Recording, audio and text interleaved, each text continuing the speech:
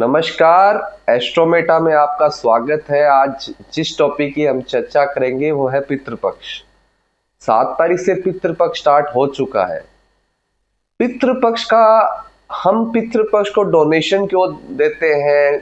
ब्राह्मणों को खाना खिलाना या ब्राह्मणों के लिए दान करना या पितरों को याद करके उनके पिंड दान देना हम क्यों करते हैं? उसका रीजन क्या है?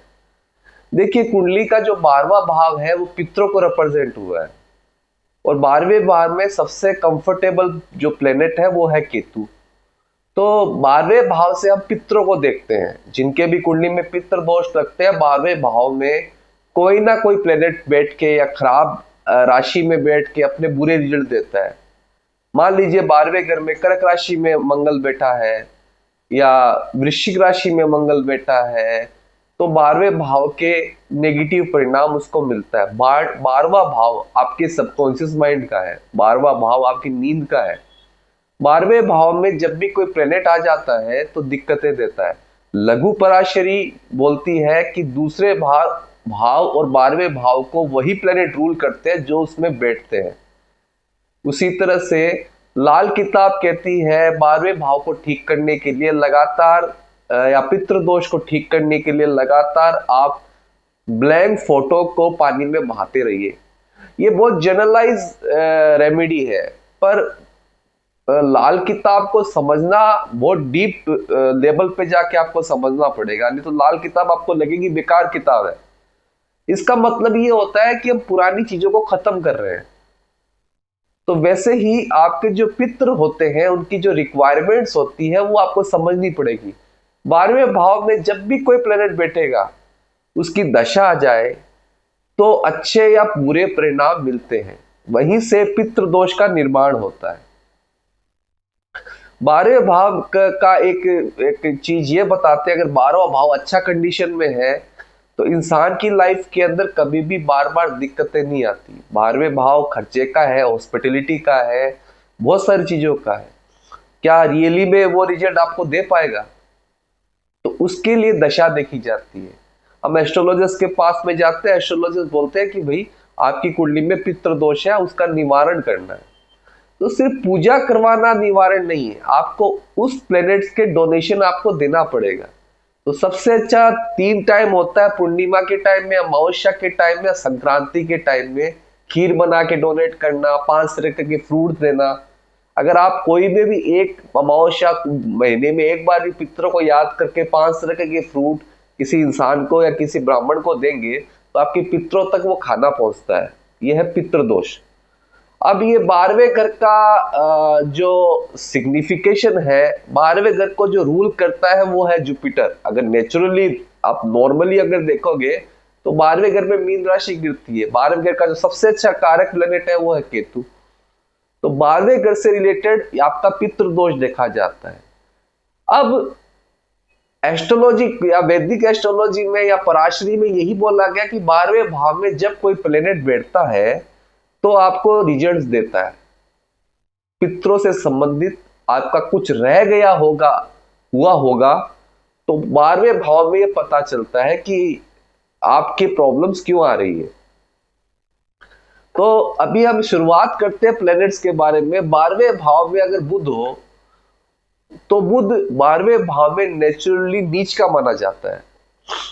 बुध छठे घर को रूल करता है, तो इसका सीधा सा कॉन्सेप्ट ये है कि केस कबाड़े, लिटिगेशन, प्रॉब्लम्स, आपके कुछ ट्रांजैक्शन रह गए हो पितरों को रिलेटेड, जैसे कुछ पैसा देना लेना रह गया हो या कोई बिजनेस के अंदर प्रॉब्लम्स आ गई, तो 12वें भाव के अंदर बुध होने से सबसे इंपॉर्टेंट तो पहले ये सोच लीजिए कि आपको लगातार स्क्रीन टाइम से दूर रहना है।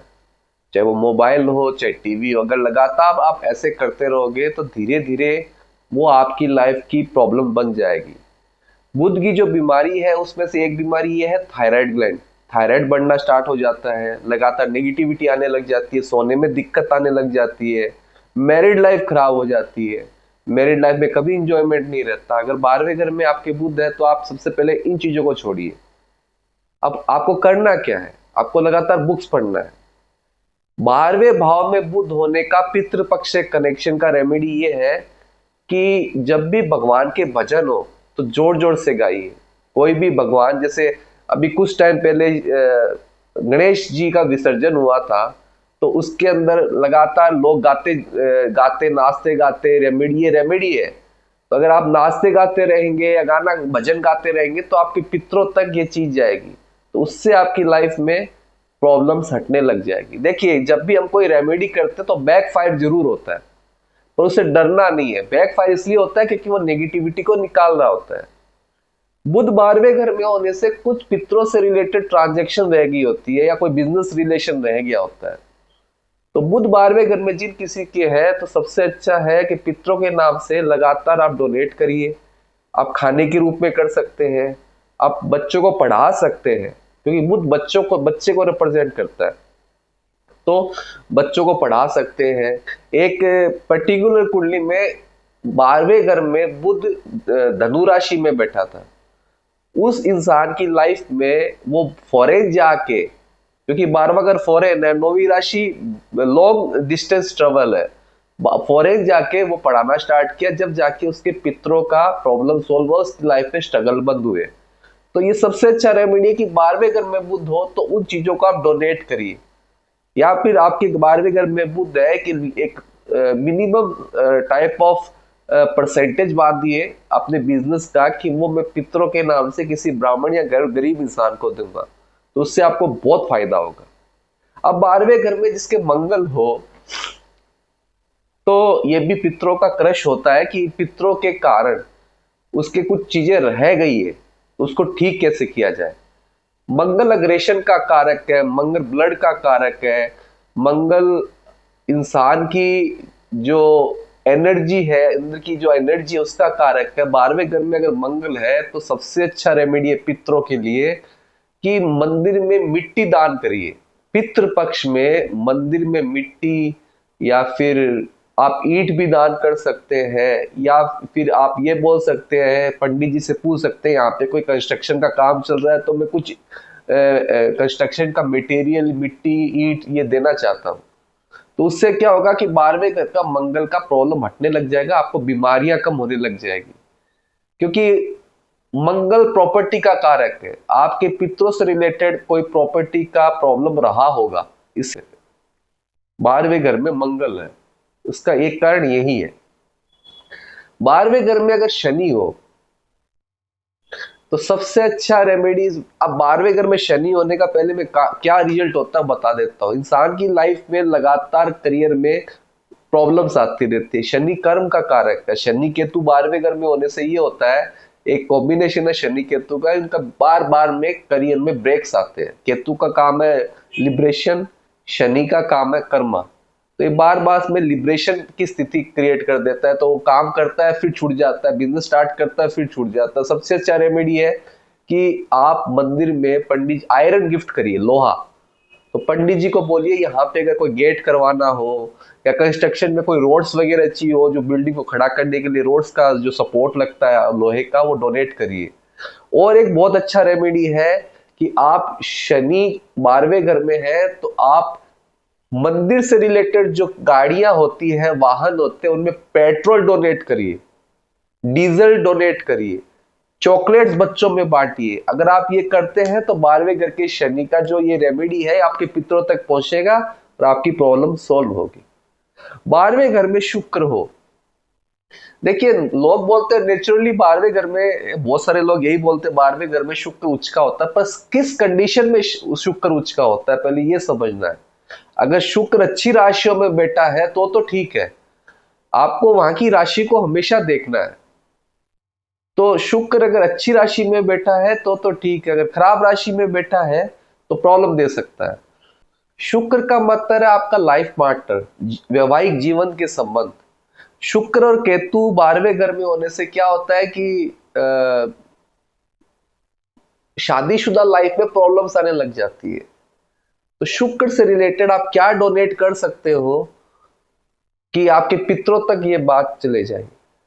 आपने सुना होगा बहुत जमाने पहले कन्यादान कोई करता था, मतलब घर में फादर है तो भी दूसरा आदमी आके कन्यादान करता था। कई लोग आके हेल्प करते हैं शादी में, वो कन्यादान करिए, ये आपके पितरों तक ये चीजें जाएंगी। एक मैंने किसी को रेमेडी दी थी, शुक्र और केतु 12वें घर में थे, उनके घर में पेट था। तो हुआ ये, जैसे रेमेडी उन्होंने की शुक्र वाली, तो अचानक ये हुआ कि जो घर का डॉग था उसके हस्बैंड को बाइट कर लिया। तो उन्होंने मेरे को फोन किया कि रेमेडी मैंने स्टार्ट की थी शुक्र की, तो उसने बाइट कर दिया। केतु कुत्तों को रिप्रेजेंट करता है। ये बैकफायर हुआ, मतलब नेगेटिविटी निकल चुकी है। शुक्र अगर 12वें घर में है तो किसी गरीब इंसान की शादी में प्रॉब्लम हो रहा है, लड़की है, तो उसके घर में आप डोनेट कर सकते हैं। तो इससे क्या होगा, आपके शुक्र से रिलेटेड प्रॉब्लम हट जाएगी।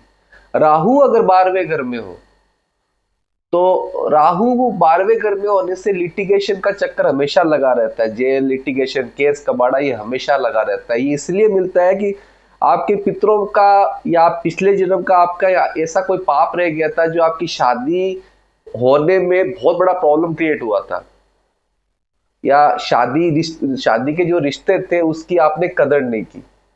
तो होता यह है कि राहु 12वें घर में जब ही आता है, इससे अच्छा है, सबसे रेमेडी है कि राहु कौन सी राशि में बैठा है, क्योंकि राहु एक छाया ग्रह है।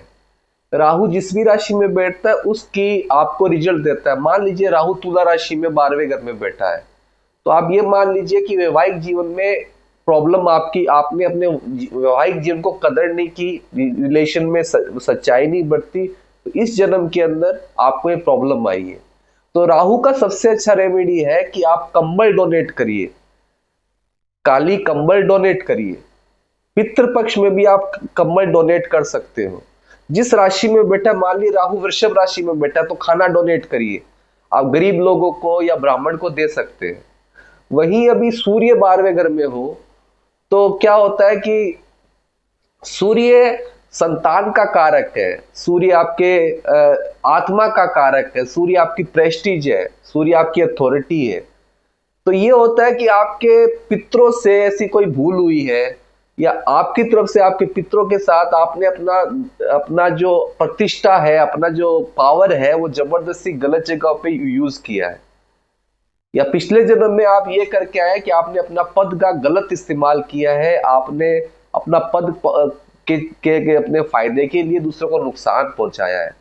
तो इसके कारण सूर्य 12वें घर में आता है। 12वें घर में सूर्य का मरण करण स्थान है, तो इसके कारण ये होता है कि सूर्य अपनी रोशनी खो देता है। तो लगातार ये करिए कि बच्चों को, स्पेशली छोटे बच्चों को पढ़ाई का ज्ञान दीजिए, गरीब बच्चों को पढ़ाने का या बुक्स दान दीजिए, क्योंकि सूर्य 5वें घर का नेचुरल सिग्निफिकेटर है। तो 5वां घर ज्ञान का होता है, नॉलेज का होता है। बच्चों, 5वां घर में सूर्य बच्चों का भी कारक है।